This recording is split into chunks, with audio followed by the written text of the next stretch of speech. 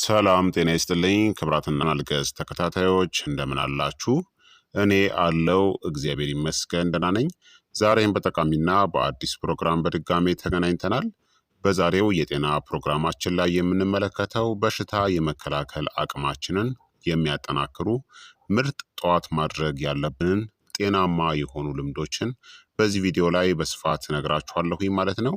ይህ የጤና ትምህርት ታዲያ ለበርካታ ሰዎች እንዲደርስ ሁላችሁም በቅንነት ላይክ እና ሼር በማድረግ ሌሎችንም አስተምሩ አሳውቁ እላለሁኝ። ጥያቄ ካላችሁ ደግሞ ጥያቄያችሁን በኮመንት ላይ አስፍሩልኝ እመልስላችኋለሁኝ። በቀጥታ ወደ ጤና ትምህርታችን የማልፍ ይሆናል። የጠዋት አጀማመራችሁ በዝምታ የበሽታ መከላከል ስርዓታችሁን እያዳከመው ወይም ደግሞ እያጠናከረውም እንደሆነ ታውቃላችሁ። ስልካችሁን ከመንካታችሁ በፊት የመጀመሪያውን ኩባያ ቡናችሁን ከመጠጣታችሁ በፊት ሰውነታችሁ ቀድሞውኑ ኃይለኛ ውሳኔዎችን እያደረገ ነው።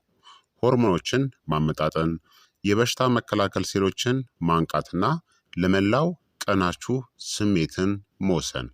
አብዛኛው ሰው የበሽታ መከላከል አቅም የሚወሰነው በምትበሉት ምግብ ወይም በምትወስዷቸው ተጨማሪ ማሟዮች ወይም ሰፕልመንት ብቻ ይመስለዋል። ነገር ግን እውነታው የጠዋት ልምዶቻችሁ ጠንካራ የመከላከያ ስርዓትን ሊገነቡ ወይም ቀስ በቀስም ሊያፈርሱት ይችላሉ።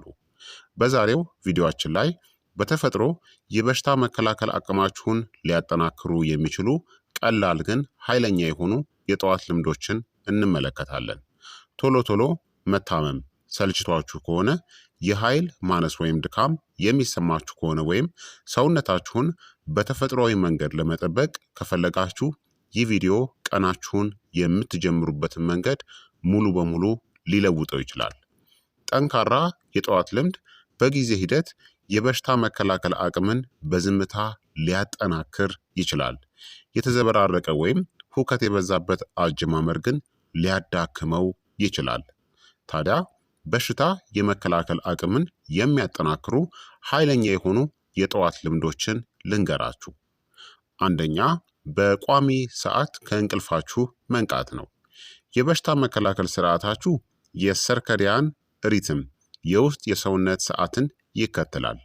በየቀኑ በተመሳሳይ ሰዓት መነሳት እነዚህን ለመቆጣጠር ይረዳል።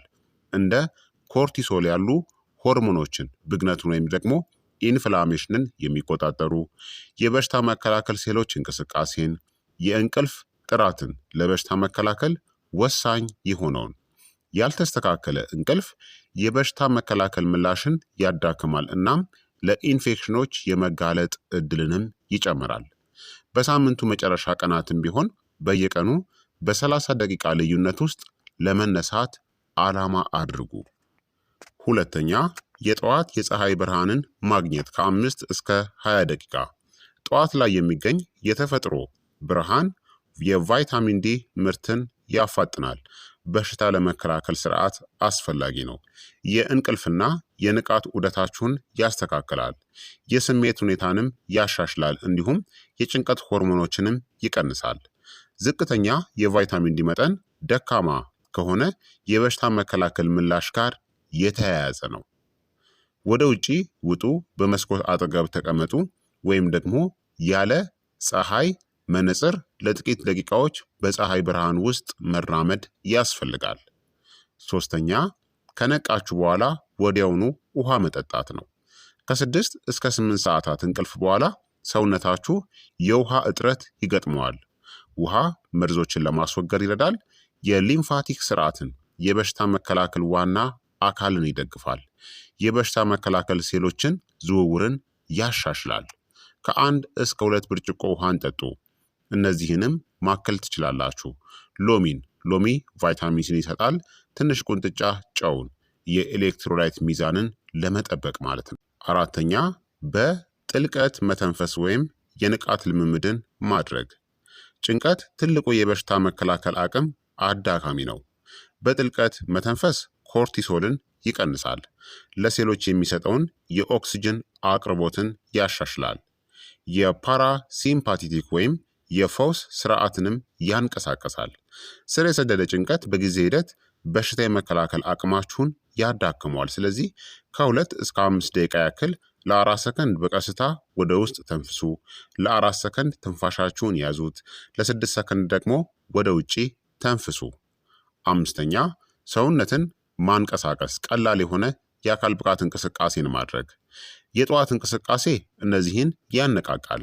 የደም ዝውውርን፣ የበሽታ መከላከል ሴሎች እንቅስቃሴን በሰውነት ውስጥ በፍጥነት ይጓዛሉ። እናም የኃይል መጠንን እርምጃ ማድረግ፣ መለጠጥ፣ ዮጋ፣ ቀለል ያለ ሩጫን ማድረግ ያስፈልጋል። አዘውትሮ መንቀሳቀስ የበሽታ መከላከል ክትትልን ያጠናክራል።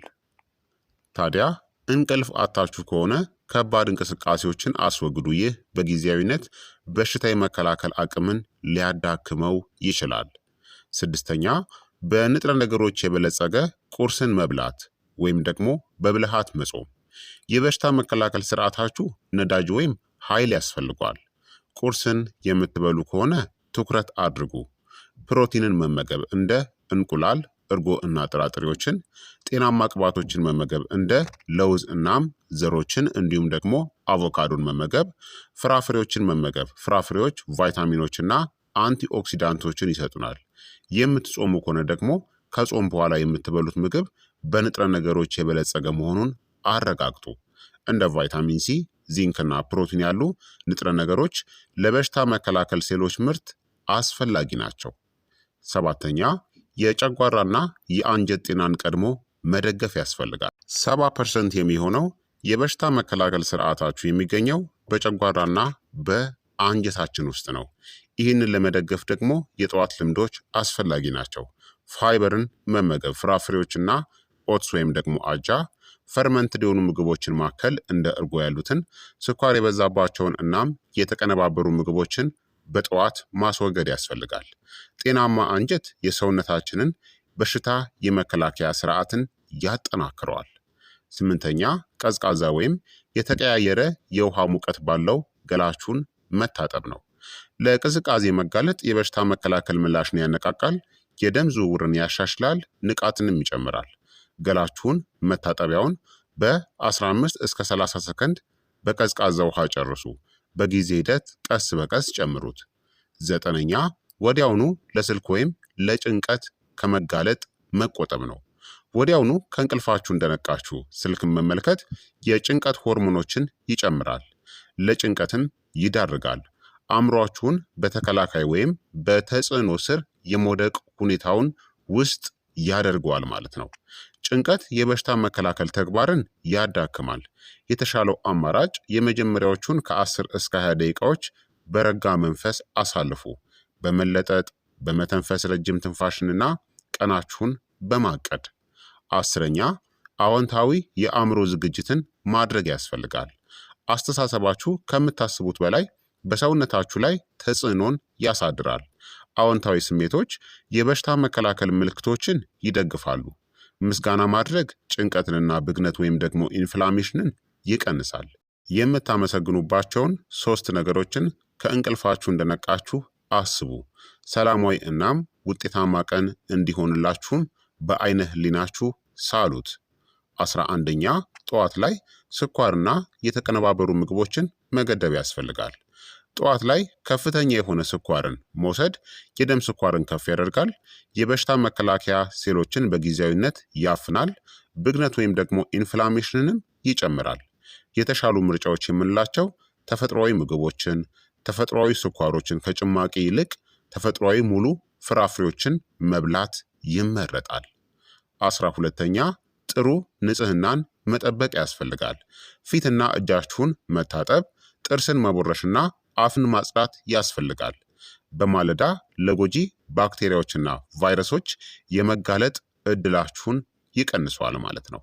ስለዚህ ጠዋት እንደተነሳችሁ የበሽታ መከላከያ ምላሻችሁን ወይም ደግሞ ኢሚዩን ሲስተማችሁን ስትሮንግ ወይም ኃይለኛ ለማድረግ እነዚህን 12 ጤናማ ልምዶችን ሁልጊዜም ማድረግ ያስፈልጋል ማለት ነው። በአጠቃላይ ጠንካራ የሆነ የበሽታ መከላከል አቅም እንዲኖራችሁ በተመሳሳይ ሰዓት መነሳት፣ ውሃን ጠዋት ላይ መጠጣት፣ የፀሐይ ብርሃንን ማግኘት፣ ቀለል ያለ እንቅስቃሴ ወይም የመለጠጥ እንቅስቃሴን ማድረግ፣ ለ2 ደቂቃ ያክል የመተንፈስ ልምምድን ማድረግ፣ ጤናማ የሆነ ቁርስን መብላትና ጠዋት ላይ አስጨናቂ ነገሮችን ማስወገድ ያስፈልጋል። የበሽታ መከላከል አቅም በአንድ ቀን ውስጥ አይገነባም። በትንንሽ እናም ቋሚ በሆኑ ዕለታዊ ልምዶች የሚገነባ ነው።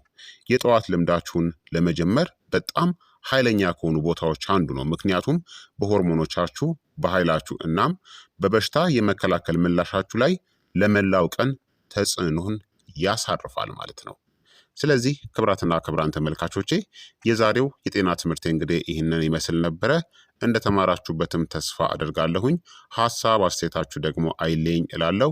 ይህ የጤና ትምህርት ለበርካታ ሰዎችም እንዲደርስ ሁላችሁም በቅንነት ላይክና ሼር በማድረግ ለሌሎችም አስተምሩ፣ አሳውቁ እላለሁኝ።